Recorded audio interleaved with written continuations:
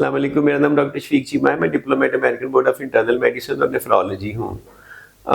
मैं एक दफ़ा वैसे ऊपर सर्च कर रहा था यूट्यूब पर इधर-उधर कि कोई कॉम्प्रिहेंसिव या एक best video chronic kidney disease पे या किडनी प्रॉब्लम पे मिले। मजीद वीडियोस और अपडेट्स के लिए हमारा यूट्यूब चैनल सब्सक्राइब, लाइक और शेयर करें।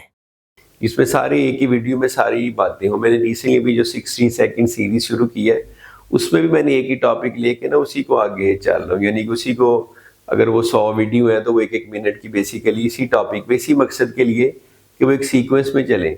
तो मुझे कोई ऐसी कॉम्प्रिहेंसिव वीडियो नहीं मिली जो आम बंदे के लिए थोड़ी-सी क्लैरिटी देती हो कि गुर्दे की बीमारी है क्या, और जो है वो किस तरह की होती है, कितनी तरह की होती है, कैसे इलाज करना है। तो उसमें वैसे बड़ा-बड़ा बता, तो नॉर्मली आपके गुर्दे काम करते हैं, 100% काम कर रहे हैं। गुर्दे के बड़े अच्छे-अच्छे काम हैं, यूरिन बनाता है, एक्स्ट्रा एसिड को निकालता है, calcium, vitamin D, blood pressure को रेगुलेट करता है, आपके जिस्म से सारे टॉक्सिन्स, केमिकल, फाजिल मादे निकालता है। तो अब आपने देखना, जब गुर्दे खराब होंगे, कमज़ोर होंगे, डैमेज होंगे, तो ये सारे फंक्शन कम हो जाएंगे, जिसकी वजह से आपके जिस्म में एक्स्ट्रा टॉक्सिन्स, यूरिया, क्रिएटिनिन इकट्ठा होना शुरू हो जाएगा, एसिड इकट्ठा होना शुरू हो जाएगा, पोटेशियम इकट्ठा होना शुरू हो जाएगा, ज़्यादा फ्लूइड इकट्ठा होना शुरू हो जाएगा, और ये फिर बाकी ऑर्गन्स पे, दिल पे, ब्रेन पे इफेक्ट करते हैं। आपको नाजिया, वॉमिटिंग, मतली, कमज़ोरी, फटीग, टायर्डनेस, सारा कुछ होता है। फिर गुर्दा खून भी बनाता है, तो खून की भी कमी वाक़ई हो जाती है। हड्डियों की मजबूती में भी vitamin D, calcium, phosphorus, parathyroid hormone को रेगुलेट करता है, उसके भी इशू होने शुरू होते हैं। हड्डियाँ कमज़ोर होती हैं, बोन पेन्स होती हैं। तो ये सारी इसकी अलामत इस वजह से होती है कि गुर्दा अपना नॉर्मल फंक्शन नहीं कर सकता। अब गुर्दे को डैमेज या गुर्दे की डिजीज़ 2 तरह से हो सकती है। एक है कि एक्यूट डैमेज है, कि आपको वॉल्यूम डिप्लीशन हुई है, इन्फेक्शन हुआ है, डायरिया हुआ है, डिहाइड्रेशन हुई है, तो क्रिएटिनिन ऊपर चली गई है, गुर्दे वक्ती तौर पे उनको ब्लड सप्लाई नहीं मिली, ब्लड प्रेशर कम होने से तो वो ख़राब हो गए। लेकिन जैसे ही आप डायरिया ट्रीट करते हैं, इन्फेक्शन ट्रीट करते हैं, तो गुर्दे फिर से ठीक हो जाते हैं। गुर्दों में ये एबिलिटी है कि कम्प्लीटली 100% ठीक भी हो जाते हैं। लेकिन ये उस सूरत में होता है कि जब एक्यूट किडनी इंजरी हो। जिस बीमारी की हम ज़्यादा बात करते हैं, जिस पे मैंने ज़्यादा वीडियो बनाई है, वो है क्रॉनिक किडनी डिजीज़। ये परमानेंट होती है, ये दायमी होती है, ये इरिवर्सिबल होती है, ये ठीक नहीं होती। इसमें डॉक्टर का मेन रोल ये होता है कि इसको आगे बढ़ने ना दे, इसको स्लो डाउन करे, इसकी कॉम्प्लिकेशन पेचीदगियों को ट्रीट करे। तो मैंने कई वीडियोज़ में बताया कि शुगर गुर्दे डैमेज कर सकती है परमानेंटली, पक्के-पक्के दायमी बीमारी कर सकती है, ब्लड प्रेशर कर सकता है, सोज़स की बीमारियाँ, पानी की थैलियाँ जो पॉलीसिस्टिक किडनी डिजीज़ है। इसी तरह से कुछ और चीज़ें भी हैं, कोई कंजेनिटल हेरिडिटरी डिजीज़ेज़ भी कर सकती हैं, बहुत सारी इसकी वजूहात हैं। तो जो भी वजह हो, उसके एंड में गुर्दे डैमेज एक ही तकरीबन तरह से होते हैं। कुछ ऐसी बीमारियां ज़रूर है कि जिनमें पेशाब में ज़्यादा प्रोटीन आती है, जिस्म में कम रहती है, सोज ज़्यादा पड़ती है। कुछ ऐसी बीमारियां जिनमें सोज ज़्यादा नहीं पड़ती लेकिन गुर्दे डैमेज होते रहते हैं, क्योंकि उसमें प्रोटीन ज़्यादा लीक नहीं होती। तो बड़ी बड़ी कॉजेज़ तो यही हैं, और बड़ी बड़ी अलामत जो है गुर्दे के फंक्शन की बेस पे हैं कि गुर्दा जब प्रॉपर काम नहीं करेगा, एडवांस स्टेज में होगा, तो आपको नाजिया, वॉमिटिंग, फटीग, टायर्डनेस, थकावट, खारिश वगैरह, मुंह से टेस्ट एक डिफरेंट आता है, चेहरे की रंग चेंज हो जाती है, आपके जिस्म में कपकपी वगैरह हो सकती है, आप ड्राउजी हो सकते हैं, मेमोरी कम हो सकती है।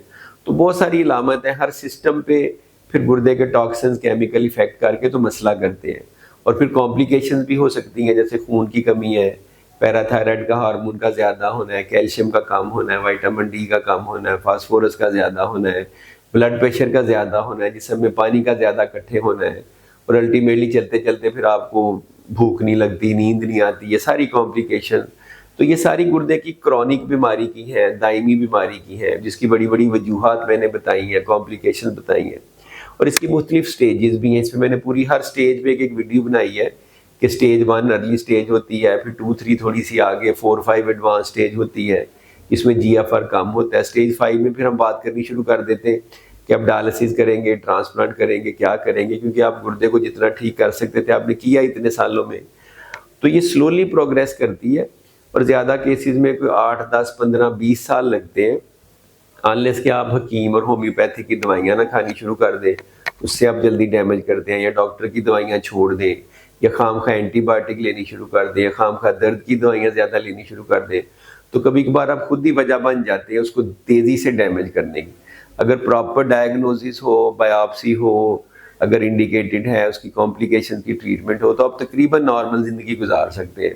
लेकिन एक स्टेज ऐसी ज़रूर आती है अगर आप यंग हो कि आपको कोई ना कोई अल्टीमेट फेल होने की सूरत में ट्रीटमेंट की ज़रूरत पड़ती है, जिसमें बेस्ट ऑप्शन तो प्रीएम्प्टिव किडनी ट्रांसप्लांट है कि आप किडनी ट्रांसप्लांट करवाएं, आप डायलिसिस पे जाएं ना। जब आपका GFR को 15 से कम होता है तो आप नेफ्रोलॉजिस्ट से मिलें, डिस्कस करें, वर्कअप करें, टेस्ट करें, किडनी ट्रांसप्लांट कराएं, उसकी दवाइयाँ लें, तो आप 15, 20, 30 साल आगे फिर आप नॉर्मल ज़िंदगी गुजार सकते हैं। उसके बाद फिर सेकंड ट्रांसप्लांट हो सकता है, थर्ड भी हो सकता है।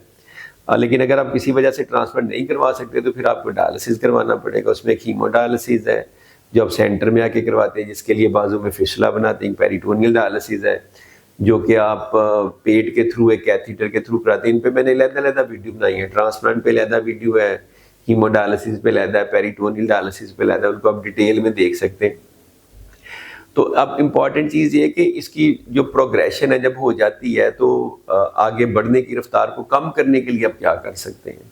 उसमें अच्छा डायबिटीज़ का कंट्रोल, ब्लड प्रेशर का कंट्रोल, कुछ ख़ास दवाइयाँ हैं जो मैंने बताई हैं। अपने डॉक्टर से पूछें कि ACE inhibitor, ARBs, SGLT2 receptor जैसे डेपाग्लिफ्लोजिन, एम्पाग्लिफ्लोजिन, अब मेडिसिन है फिनरिनोन जो करेंडिया के नाम से मैंने पूरी वीडियो बनाई है। अब इस वक्त पाकिस्तान में भी अवेलेबल हो गई है मुख्तलिफ ब्रांड नेम से, वो भी आ गई है। और जो वेट कम करने वाली दवाई है सीमाग्लूटाइड, इन सब का बेनिफिशियल रोल है। ये सारी दवाइयाँ किडनी डिजीज़ की प्रोग्रेशन को कम करती हैं, प्रोटीन को कम करती हैं, स्वेलिंग को कम करती हैं, आपके गुर्दे फेल होने तक का जो टाइम है उसको बढ़ाती हैं। अगर आप ये सारी ना करें तो 2, 3, 4 साल में भी गुर्दे फेल हो सकते हैं। अगर आप सारा कुछ करते हैं तो 15, 20 साल भी चल सकते हैं। ये सारा कुछ डिपेंड करता है कि आपका नेफ्रोलॉजिस्ट कितना अच्छा है, आप कितने अच्छे हैं, आप फॉलोअप कितना अच्छा करते हैं, दवाइयाँ कितनी रेगुलरली लेते हैं, डाइट आप कैसे करते हैं, क्योंकि डाइट का भी इसमें रोल है। हम कहते हैं कि कम सॉल्ट लें, कम नमक लें ताकि ब्लड प्रेशर ना बढ़े, मीठी चीज़ें कम लें ताकि शुगर ना बढ़े, कार्बोहाइड्रेट्स थोड़े कम लें।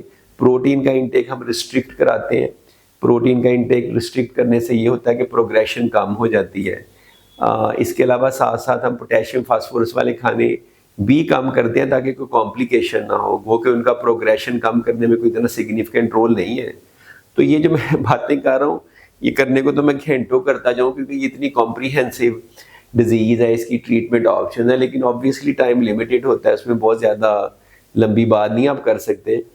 तो ये मैंने कॉम्प्रीहेंसिव वीडियो विद द ये इंटेंशन बनाई है कि इसमें बेस्ट इंफॉर्मेशन थोड़े से टाइम में acute kidney injury, chronic kidney disease, उसके साइन सिम्टम, गुर्दे काम कैसे करते हैं, कॉम्प्लिकेशन, ट्रीटमेंट, डाइट, हर चीज़ पे ट्रीटमेंट ऑप्शन पे बात की है।